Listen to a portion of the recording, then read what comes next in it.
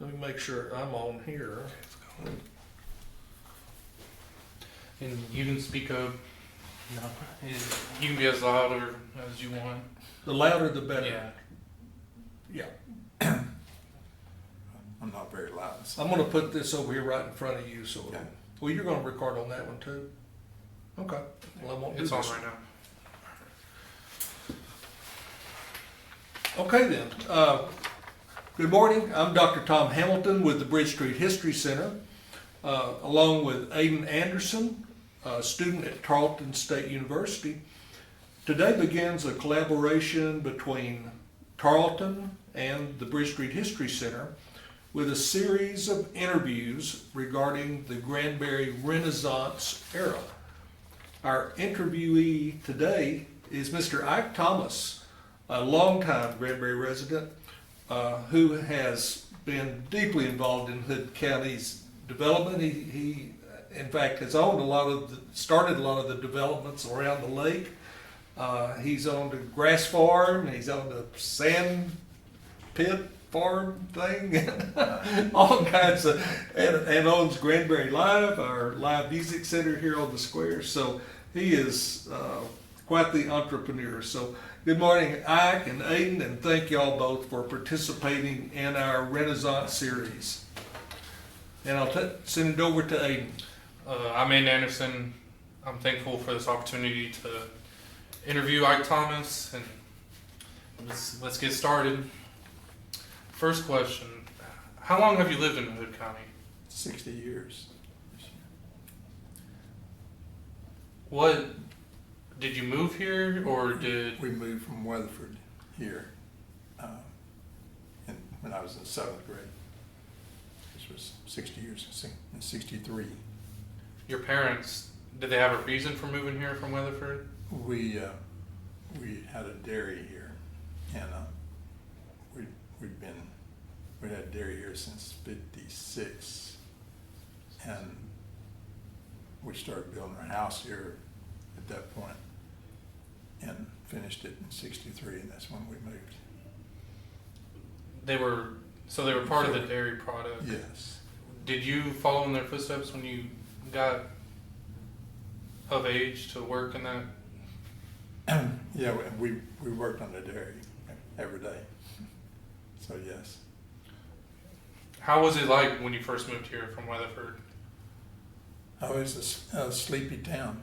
There are very few stores on the square that were open. I know I guess, very few places open after 6 o'clock for sure. And I remember needing some parts or something for a tractor because we worked long hours, and there typically wouldn't be any stores or stations open for us to get anything from. So that was an issue, but we made do. What were some of your earliest memories of the events leading to the opening of Lake Granbury? We had a dairy farm, and it I know you had one of your questions here about how it impacted us. It literally changed our lives, and that we actually sold out of the dairy business because the lake took 3/4 of our dairy farm. So we had 400 acres there, and they took 300, and actually Hunter Park was part of that. So we actually, at that point, we ended up selling out of the dairy business and went into developing business. It also went into turf grass sod production, So that was a big change for us. My family had been in the dairy business for 50 years, so it was a major change. Were there any other families that were affected, much like y'all's family? I don't know that there were very many that had that changed their whole livelihood. And probably were some that I'm not thinking about, but it really, it changed our livelihood completely. So at the beginning, when the lake first opened, it was a negative. Did it change any after in the following years? Were y'all able to recover as much as y'all? Yes, I mean, it certainly ended up being a positive, for sure. You know, like I say, we went into turf grass production, and a lot of that turf grass was sold to people around the lake here. So we had a good market right here in the beginning. So yes, and then we went into developing business as well, and we developed probably eight developments around the lake, or in the general area anyway. Did y'all go to the lake at all, or I We know did. I haven't really heard many people, Right, because you live near the lake. Right. You would think people would go to the lake. right. That's a good point. We lived on the lake. Our house was right on the edge of the lake after the lake came in. I'll tell you a little story about when the lake did come in. I had gone off to Texas Tech his freshman year there, and so I left in August, and they just dammed up the river about the time I left, and actually had a big rain soon after that, and it actually filled up a lake within like 2 weeks or so. And but I didn't really come back to Granbury from Tech to almost Thanksgiving. And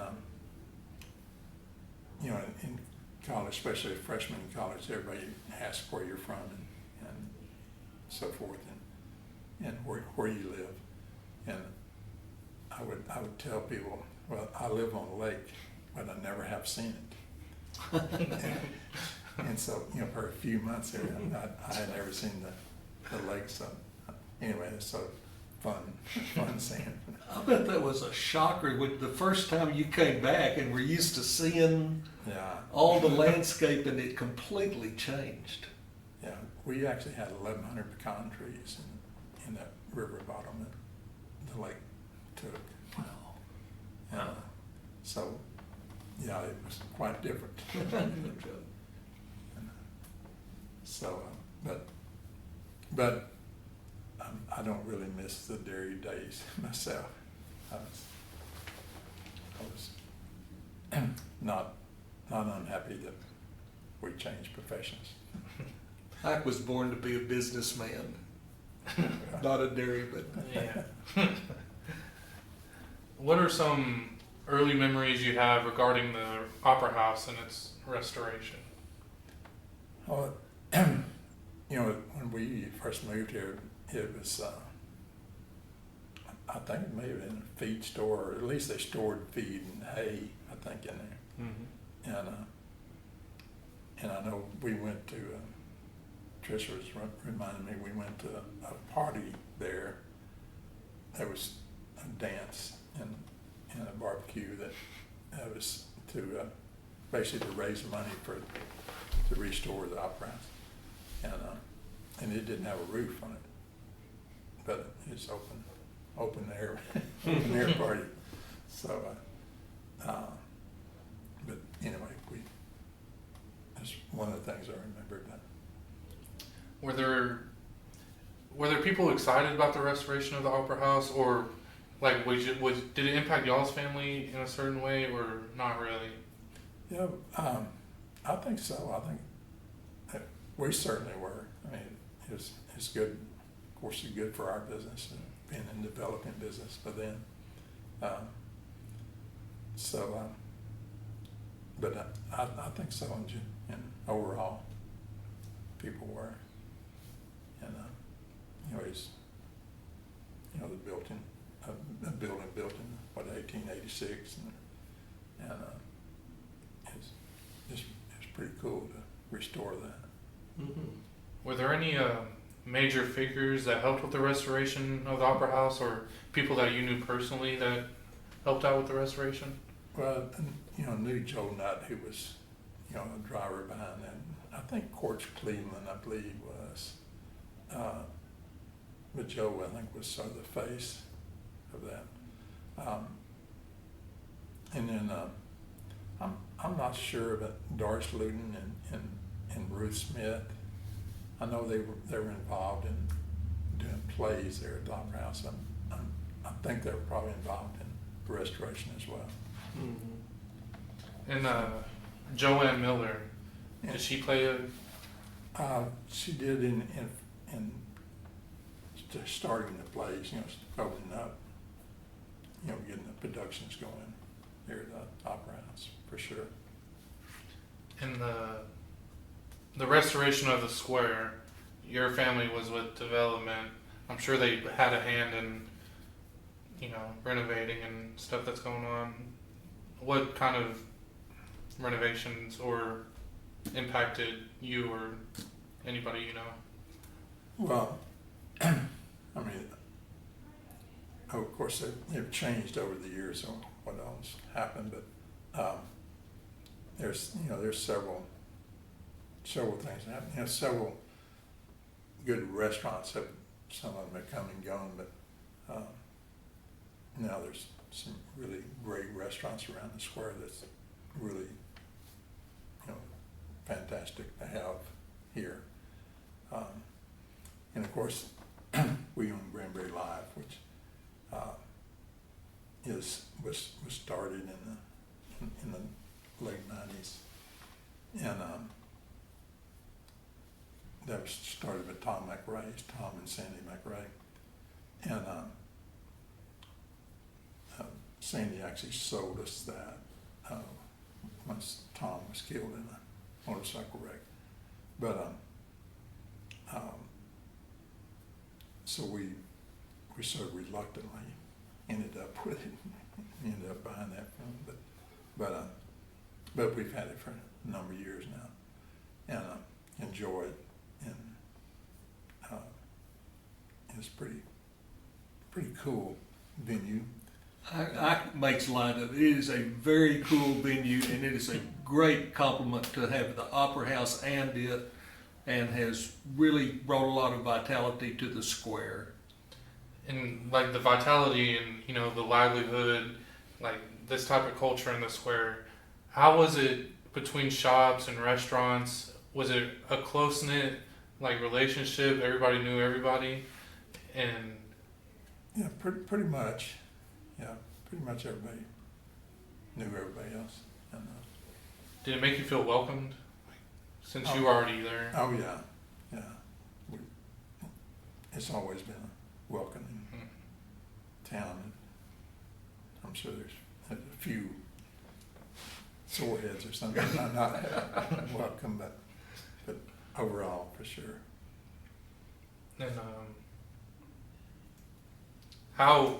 how you kind of touched on it, but how were you and your family impacted by the restoration, whether economically or new businesses growing? How did it impact? Well, in our development business, it's always been a very positive influence, because people wanting to move here, and it.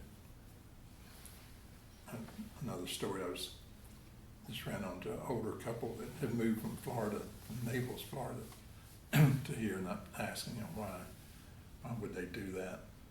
And she answered and said we tell our grandchildren and grandchildren that we moved to a storybook town, and that really pretty well describes Granbury, and so we love that. Yeah. Love that idea and thought, and that's pretty much case. Yeah. So, anyway, this sort of describes that. Are there any stores, maybe in the past or right now, or people that you may have had a business relationship? What do you miss most about the past square, and maybe what do you like most about the modern square? Yeah, I can't think of much that I miss about past square, although not that much distant past. It was what's his name? Hill. Ken Hill. Ken Hill and his drugstore over there.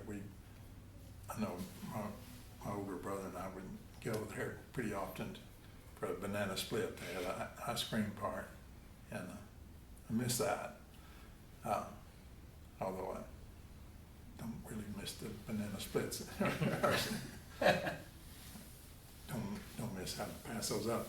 But also Ricky Tink's was an ice cream store as well. Mm-hmm. And trying to think of his name, Tom Hafford. Mm-hmm. And they had a banjo night or some Yeah. some kind Kind of of hoedown basically. Yeah.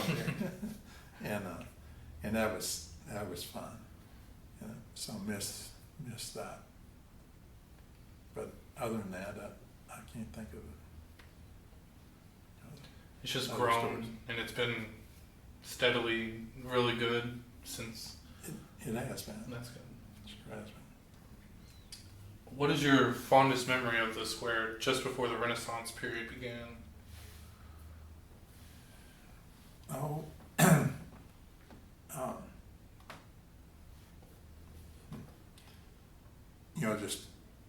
just being sort of a hangout place, and just I know people just coming to town on the weekends, and I'm not sure what all they did, but I know there's a lot of old men played dominoes or 42 there on the square, Yeah. and it's just a friendly, homey, friendly place. And Ike, when did the Nut House when did Mary Lou open the Nut House restaurant? When did that, was that 74, 5, or earlier than that? I think it's earlier than that. Okay. Because I remember bringing my in-laws here before we got married, which we got married in 72. Mm-hmm. And I remember taking them to the Nut House for lunch. They were thinking, where are we going? Right. I still miss the hot winter cornbread. Oh, no doubt. Yeah, that was good. Do you possess any pictures or related documentation to any of the milestones I'm about to list that you'd be willing to share with the BSHC? The opening of the Cadorva Dam and the filling of Lake Granbury? We may have some pictures, or we'd certainly be willing to share whatever we have, but we may have a few pictures. People didn't take pictures back then like we do Right. now, Yeah. but we may have some. Or the restoration of the Opera House, maybe pre and then after. Yeah, I don't know that I have any pictures of that. Mm-hmm. Or I've seen pictures. Yeah. Ike, I got a question for you. Ike was a major developer here, and so what was your favorite development y'all did?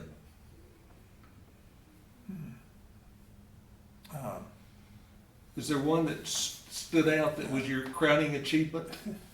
At Chaparral,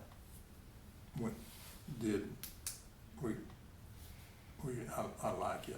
Chaparral Estates. Chaparral Estates, and Laguna Vista Mm-hmm. was pretty interesting and did well. So probably one of those two, or what I think of that like. And Laguna Trace is fun too. And one more thing of it, at one point, y'all were one of the largest turf farm companies in the whole United States, right? We were, yeah, back in the late 90s and early 2000s, yeah. Very good. Well, I certainly thank both of y'all. You did a great job, Aiden and Ike. Thank you so much. We You're welcome. appreciate your help. Appreciate it. I hope you can hear what I said. Yeah, you were Yeah. good. We did. You were good.